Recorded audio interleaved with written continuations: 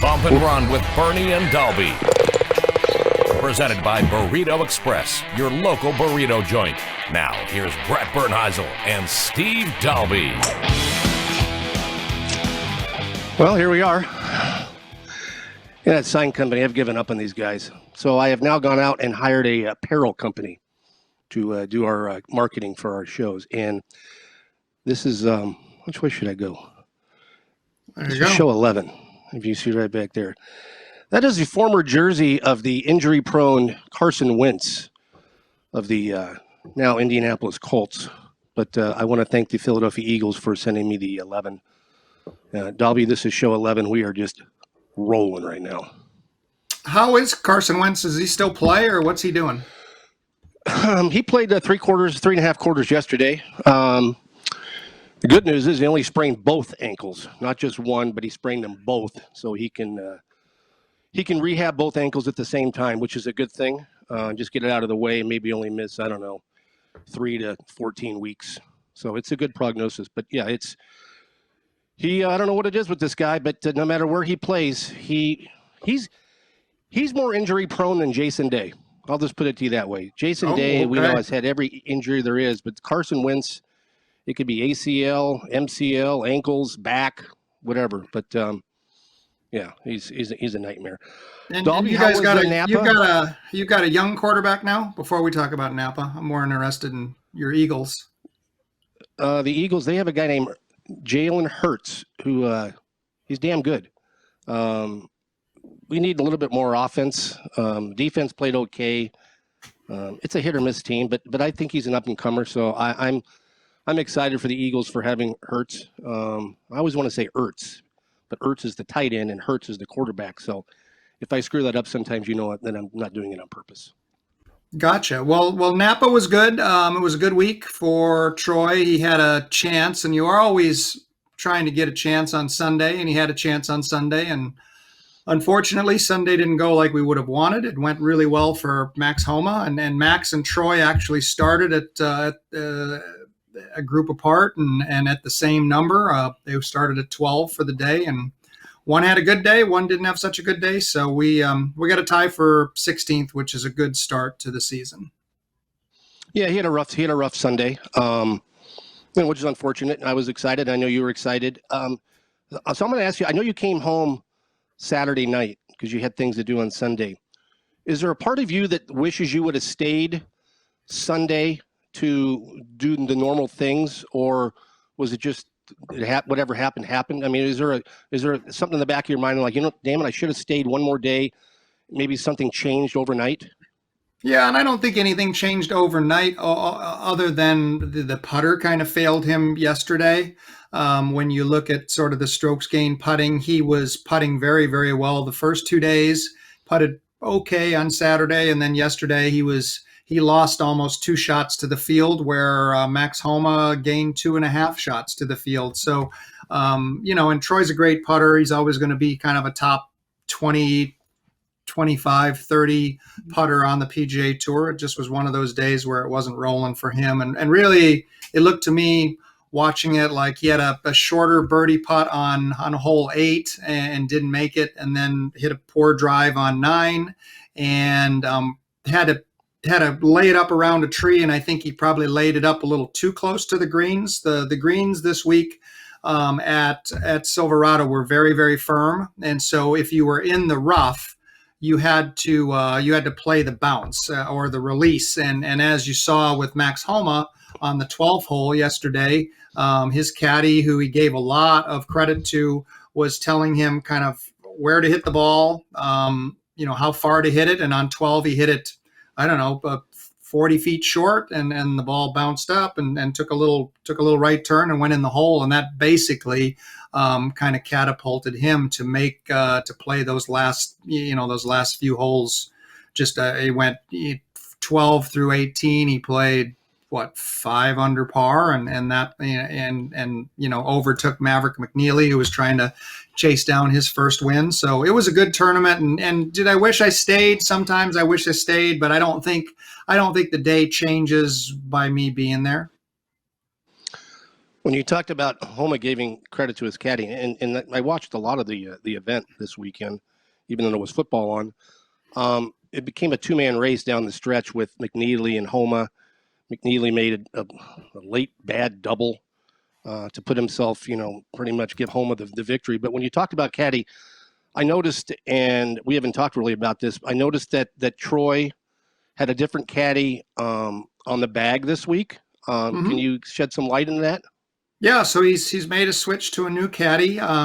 His name's Bobby Brown. Bobby Brown's a very seasoned caddy. He started with Dustin Johnson for when Dustin was young.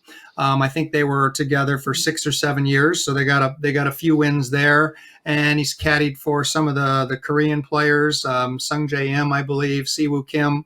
So Troy just made a change to start the season out, just maybe a little different way of looking at how he plays. And I think Bobby's going to be a great fit. As I said, he's a veteran.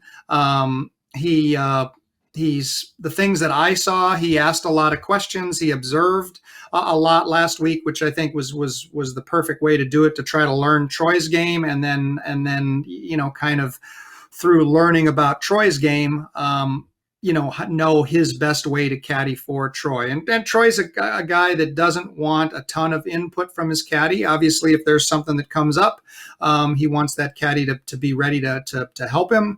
But Troy likes to just kind of to put it in gear and go. So my hope is that this is a real good addition to the team, and we have a really good year, and I'm very happy.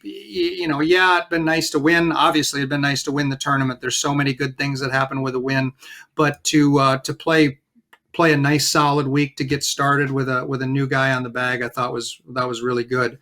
Bernie, when you got somebody's bag for that first couple weeks, what was your strategy? Did you come in and say, well, this is how I do it, or did you kind of try to learn that player? And I do think there's caddies that come in and say, this is how I do it, and for some that works. I think you look at Webb Simpson and Paul Tesori. Paul Tesori has a very strong personality. He's strong in his beliefs about how the game should be played, and I think it works great for those two. I don't know if it works so well for some other guys. So, and I'm trying, while you were talking, I was listening, I was paying attention. I was trying to think of how many players, different guys that I've caddied for, and I think it's like 7. And each one was a little bit different.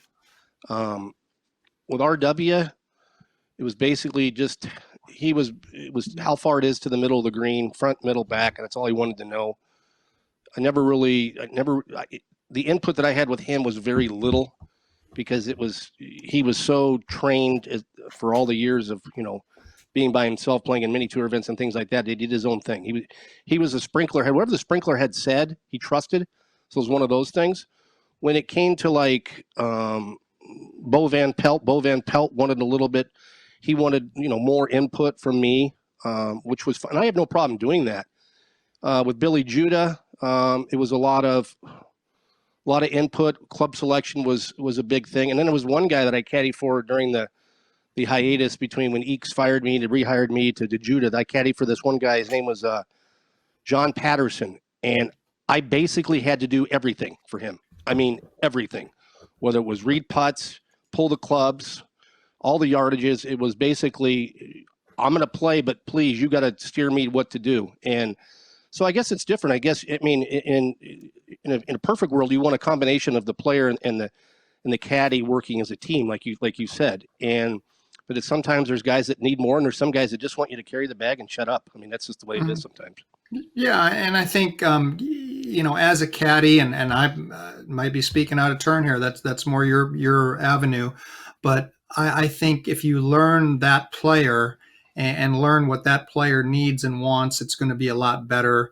And hopefully, like I said, hopefully this is a good change. I think it is. I feel really good about how this is going to work, and looking forward to the fall, and then getting after it the rest of the year. So it was a good start for us.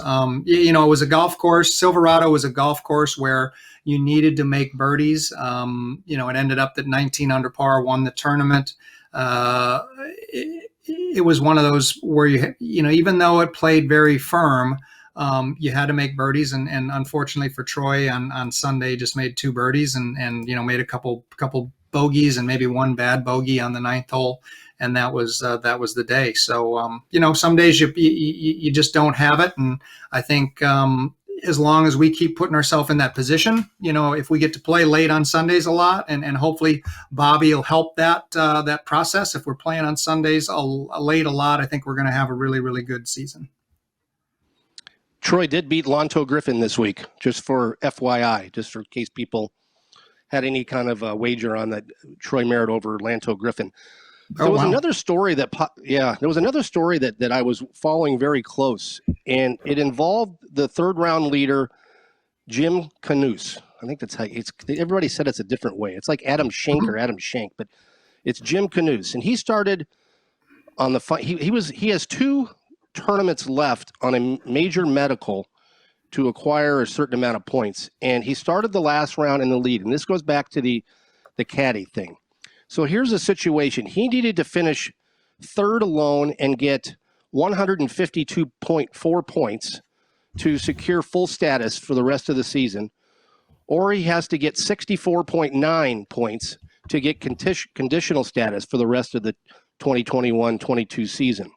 So he starts the round, like I said, leading the tournament. There's enough pressure. I mean, it's probably in the back of his mind, trying to win the tournament. But I guess there's probably another point where let's make sure we keep our job for the following and don't have to go back to the Korn Ferry Tour.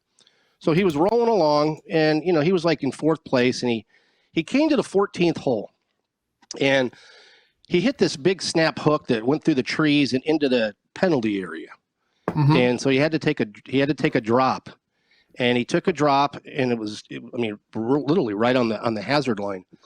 And there was a whole bunch of trees between him and the green, and him and the caddy talked about it, and he decided he was going to hit it through this window. The window was about the size of the window I'm looking outside right now, and it was small. Mm-hmm. And right when he hit it, I said to myself, oh, shit, that's going to hit the tree. And it hits this tree dead square and comes all the way back to him, literally like 15, 20 feet in front of him, and now he's got the same shot.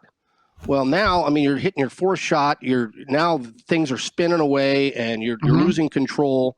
He knocks it on the green, which was a hell of a shot from where he hit it, and he was still at 60 feet, and he 3-whacked, and he made 7. Mm-hmm. He made a birdie coming in. He failed to birdie the last hole. So he had to finish 12th alone to get the conditional status of 64.9 points. Well, he finished 11th. Mm-hmm. But unfortunately, he finished 11th tied with 4 other players. So basically, that's like 13th.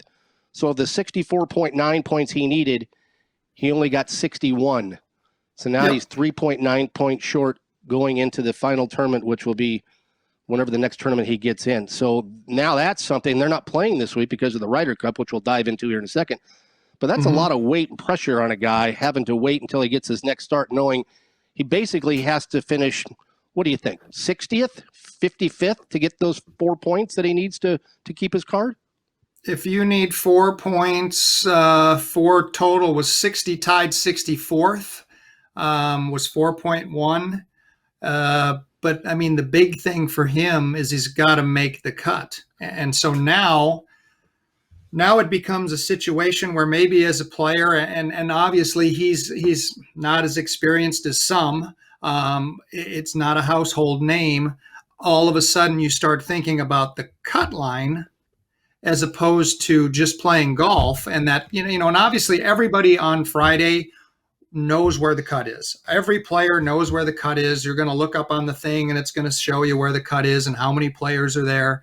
But it will be very difficult for him, and hopefully he gets in Jackson week after, I guess next week, and he can get it done. But yeah, to think that, and even that, he was at 61.4 at tied 11th. He had 60 yards into the last green and kind of chunked it and 2-putted. To think one shot, where maybe the caddy just tells him to chip out, and you hit it on closer, and you make double.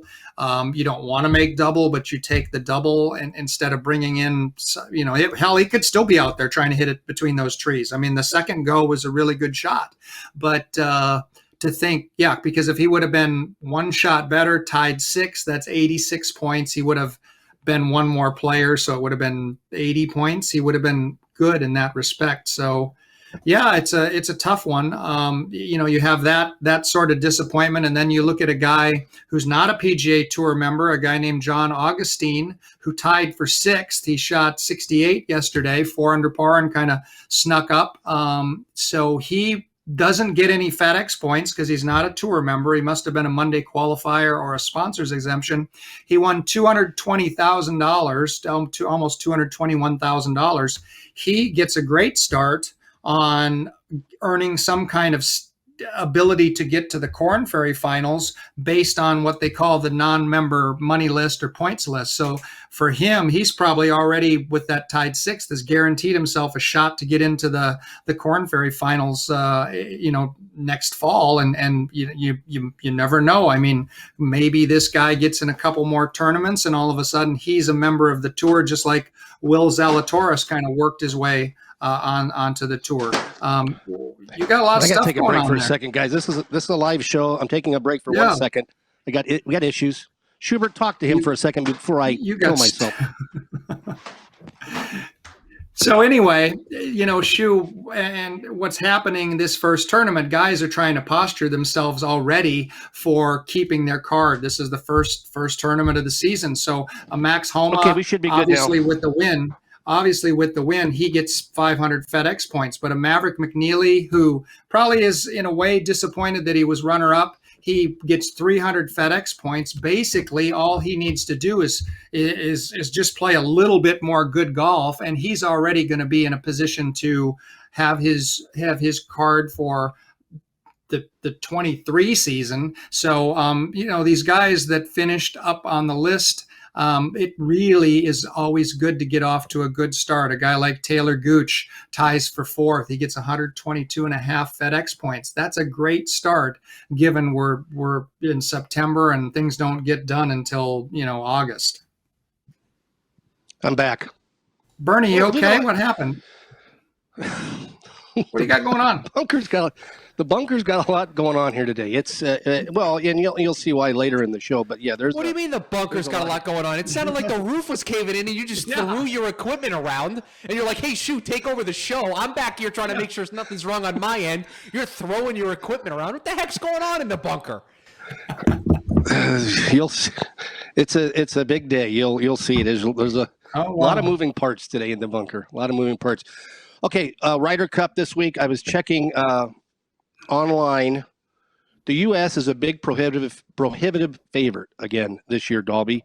I was looking at the BetMGM on my phone today, and if you want to bet the United States to win the Ryder Cup, if you want to win $100, you have to bet $225. The European team, if you bet 100, you can come back 180. And this goes back to what we've been talking about on paper.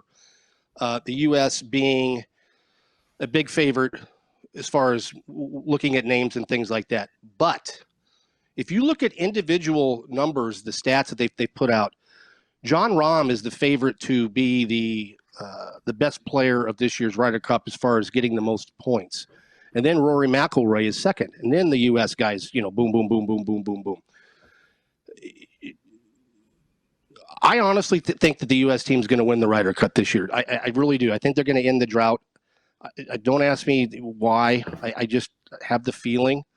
But then again, if Europe won it on Sunday, I mean, I wouldn't be shocked. But I just feel by looking at the team that the U.S. team has from top to bottom, and then you look at the European team from top to bottom, I just think that we have more players capable in the middle areas. Your Cantleys, your Brysons, your Koepkas, your Morikawas, to me, trump what looks, you're looking at a Hovland, Fleetwood, Casey, Poulter kind of group. Do you agree or disagree with me?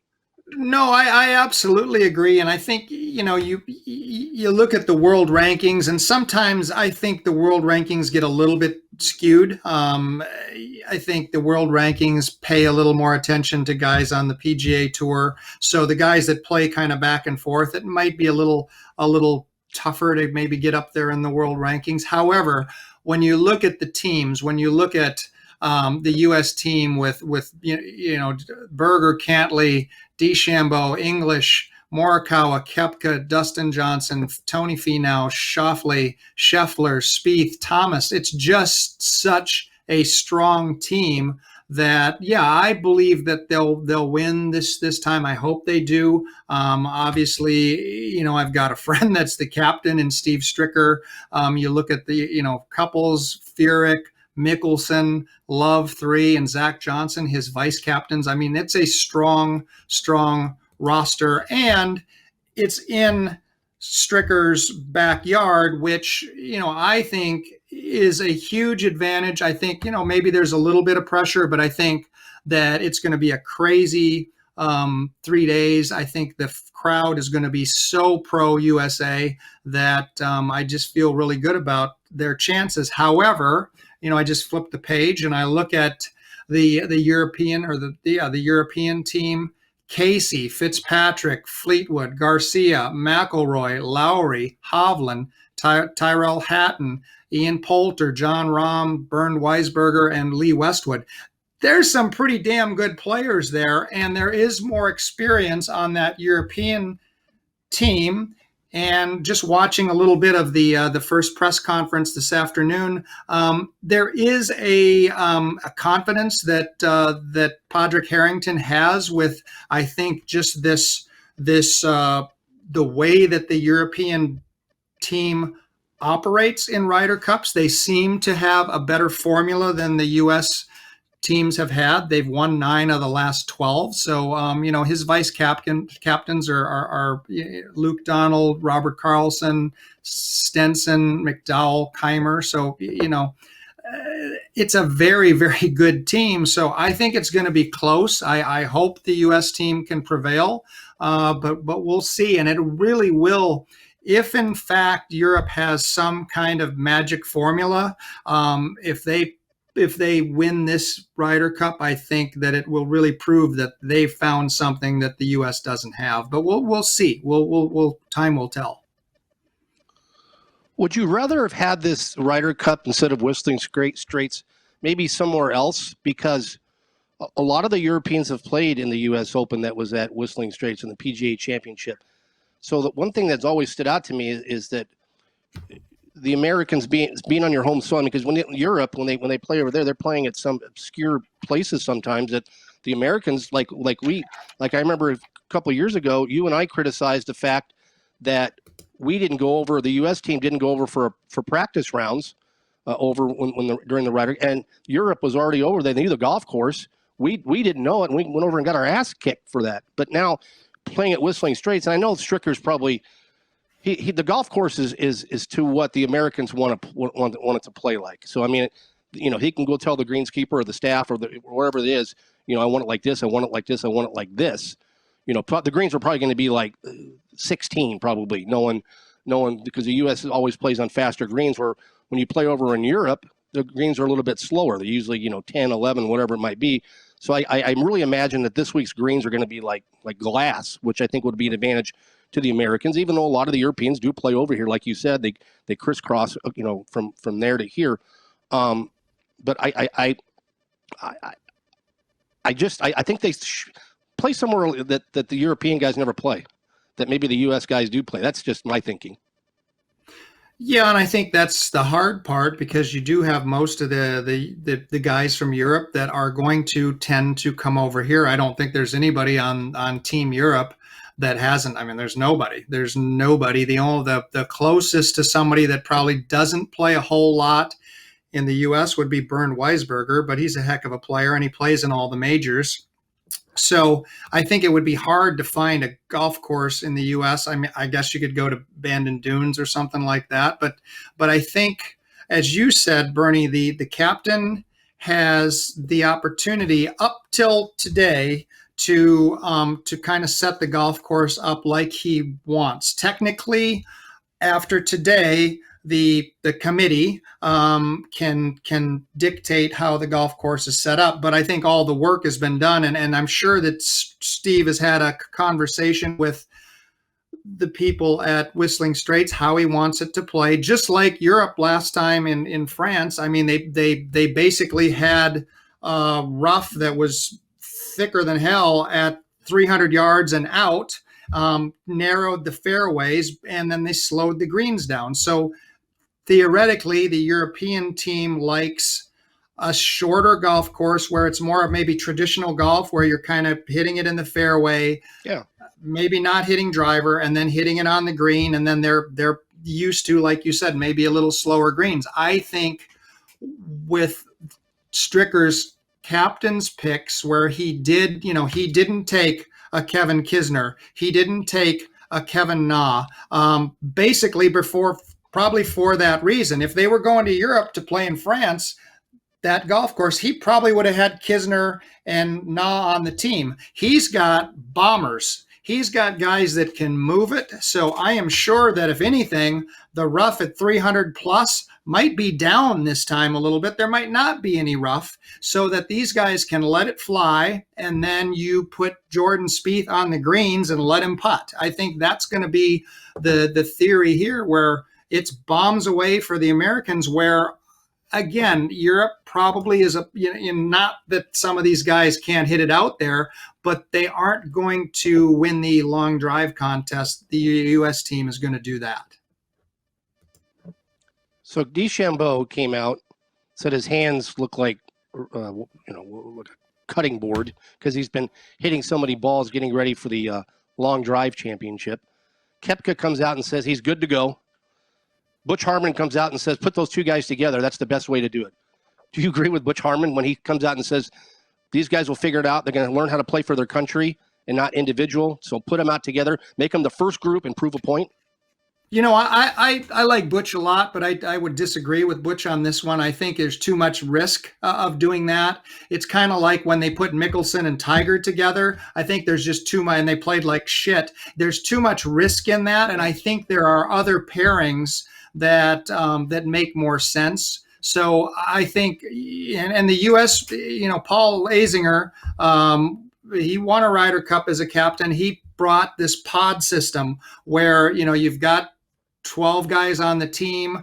There's going to be, there's going to be pods of 4, right? And those guys, and it's kind of like the Navy SEALs. You have small groups. Even in a big team atmosphere, you have small groups that learn to work together. And so, I'm guessing that DeChambeau and Koepka will not be in the same pod. I'm guessing that Dustin Johnson and Brooks Koepka will not be in the same pod. They don't really, they used to be good friends, and that's been frayed. I think Cantley doesn't really enjoy DeChambeau that much. So, but there's enough room to move these guys around. And Stricker even today said as much that, that more than likely these two wouldn't be playing practice rounds together, which would indicate they're more than likely not going to be playing together. But they did say, Stricker said that they did have a dinner a week or so ago with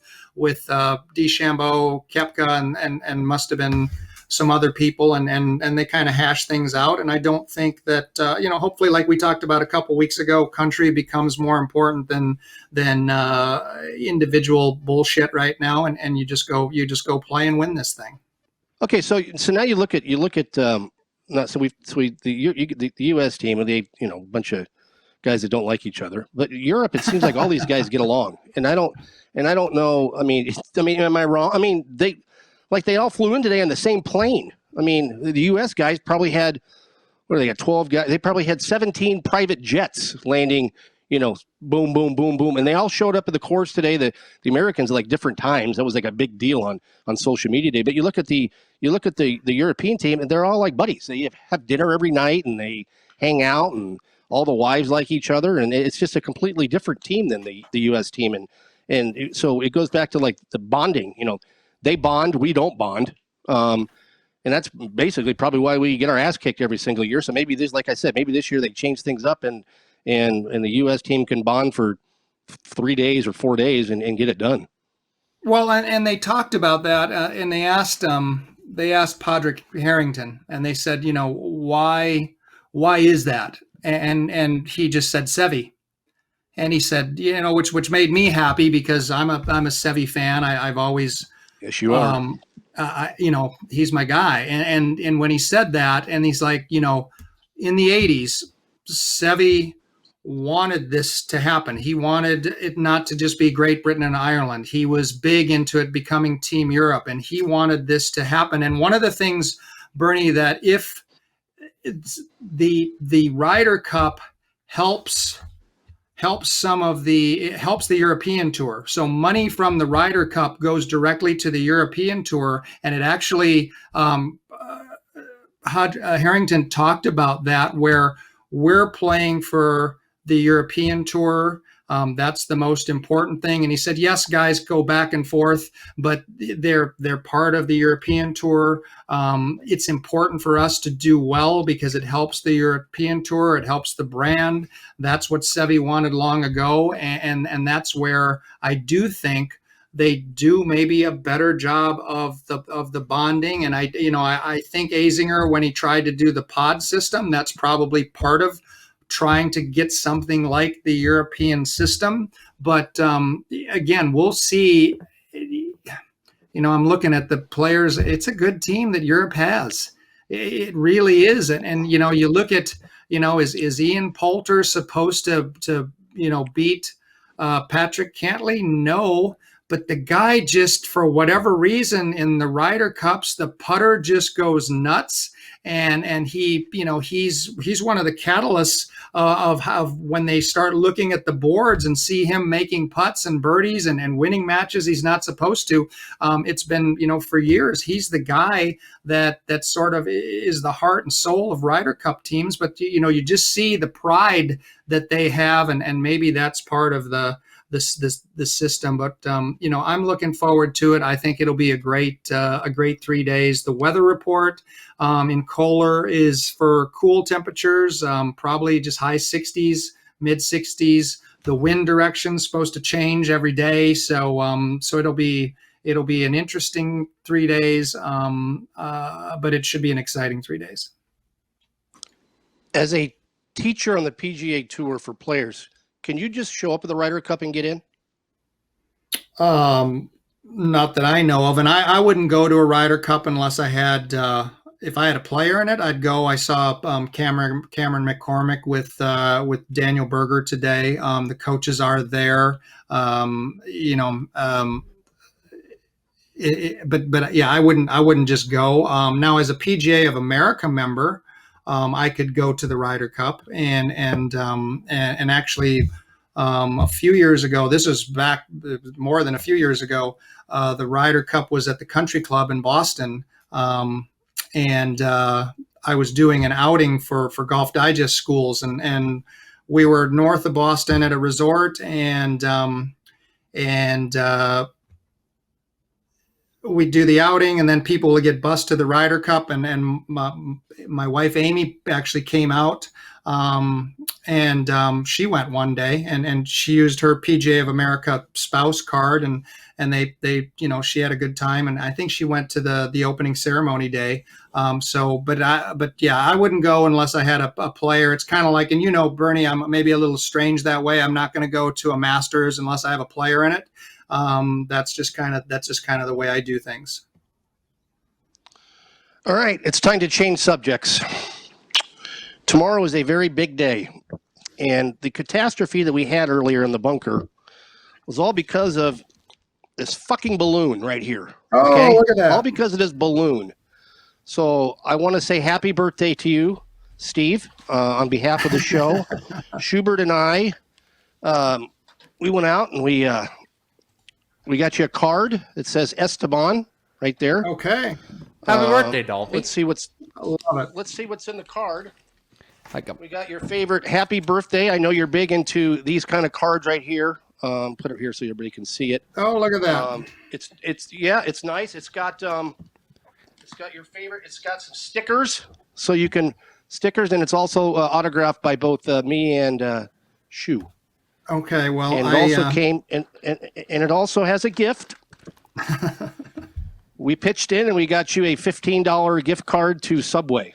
Oh, okay. So Schu, after the show, if you can sell me the $7.50 after the show, it'd be greatly appreciated. There you But go. just want to say on behalf of me and Schu, happy birthday, Dahlby. I don't know how old you are, and I'm not going to ask you. I got my setup here. Tell us. I got my party hat. I got streamers. It's a party here on the show today. It's a big party. I guess so. 55 years. 55 years tomorrow.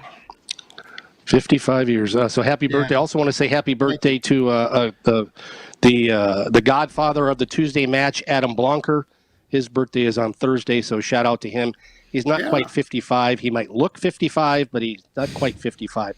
Okay, right. So who you got? Sponsored by our good friends at Burrito Express, your local burrito joint. We're going to do things a little bit differently this week since there's no PGA Tour event. Let's go back to last week. I finished dead last because I picked the ever-popular Twitter guy, Harry Higgs, who I made a nice investment on as well and did not get any money back on him. Dahlby, you went with a Troy Merritt, who finished 16th. Schu, who was your pick last week? I went with Will Zalatoris. And Will Zalatoris finished where? I believe he finished tied for 6th. Correct. So, Schu, you have 3 points. Dahlby has 2. I have 1. So what we're going to do this week, so you're going to go first, Schu. You're going to pick the player that's going to get the most points. The most points of the in the Ryder Cup. There's a possible 6. So depending on who's going to play, how many matches, you have to think about that. But you get first pick on who's going to get the most points in this year's Ryder Cup. And you can pick America or Europe. So Dahlby and I were talking pre-show, and he said he had a name in mind, and I said I also had a name in mind, and he said, I hope you don't take my name. And being able to go first, nobody can take my name. And I think it's easy to pick like John Rahm or Rory McIlroy, but I am rooting for Team USA, so I'm going to take a member of Team USA. And this is the luck of the draw, because if my guy doesn't play a whole lot and doesn't get a bunch of points, I'm in trouble. Xander Schauffele is the pick. We're going with Xander Schauffele as my member for the Ryder Cup. All right, Xander Schauffele it is. Okay, Dahlby, you're and Xander, just to let you know, is currently of the 24 players. He is projected to he is 18th on 16th as far as what the Vegas predictions are as far as getting points. Vegas is wrong. Dahlby, you're up. Fire away. Yeah, Vegas is wrong. I was worried when you said you were going to take a player from Team USA because I am doing the same. But I wasn't going to take Xander Schauffele, but I am going to take a great putter. Hopefully the putter gets hot. Jordan Spieth is going to get the most points this week. Damn it, Harry Higgs. Screwed me because that's who I was going to pick. I was going to pick Spieth. All right, now I've got to. All right, now you got to look. Look. It's okay. I got to take an American. I'm not going to pick a European. I'm rooting for the Americans. So just give me the guy that I know is going to play in all 6 matches. And he's probably going to play 4 of them with Spieth anyway. So give me Justin Thomas. I'll take Justin Thomas because I honestly think Spieth and Thomas are going to play all 4 matches together. It's just this my opinion. I think that's the one grouping that I think you can hammer in as those 2 are going to play together. I think that Stricker's going to do some maybe zigzagging with the other, but I think Thomas and Spieth. And I'd be surprised if they weren't the first group that they sent out on Friday and get it done. So to recap, so you've got Xander, you've got Spieth, and I've got Thomas for who you got this week. Ryder Cup. Let's call it Ryder Cup style. So, Bert, I have a question. What the heck was going on with the balloon? What was it doing? Yeah. To let everybody know, in the pre-show, we're like 2 seconds. I'm about to hit the button that says record, and it sounded like the door had fallen off into the Bernie's bunker, right, Dahlby? Mm-hmm. It sounded like the door fell off the hinges. It was bad. And then you all heard it in the middle of the show, which I now need to keep in the show because it's going to make sense. What happened? I got you some. So the champagne.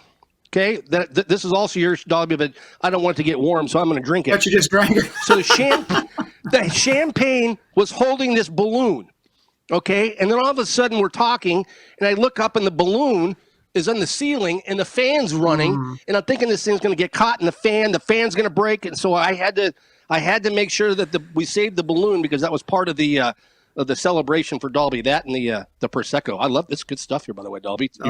It's good. Yep, you were kind of like a caddy when you know that bag's going to fall over and you got to make a run for it, right? You just made a quick move to catch it.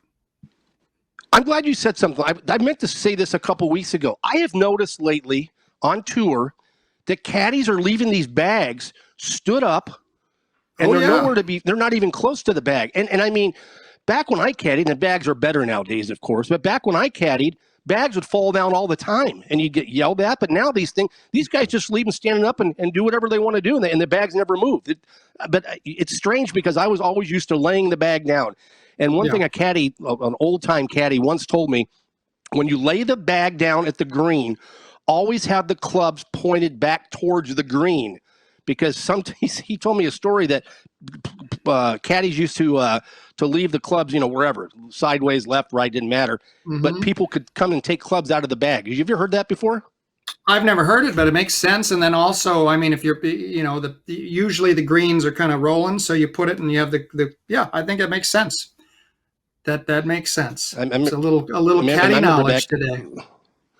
Yeah, and back in the day, if a player in your group hit a shot awry and it went like over the green or whatever and it hit your bag, back then it was a 2-shot penalty on your player. So you always had to be aware of where your bag was. But that standing up thing is crazy to me. It just is. Yeah. You got anything special planned for your birthday? You got anything special planned for your birthday?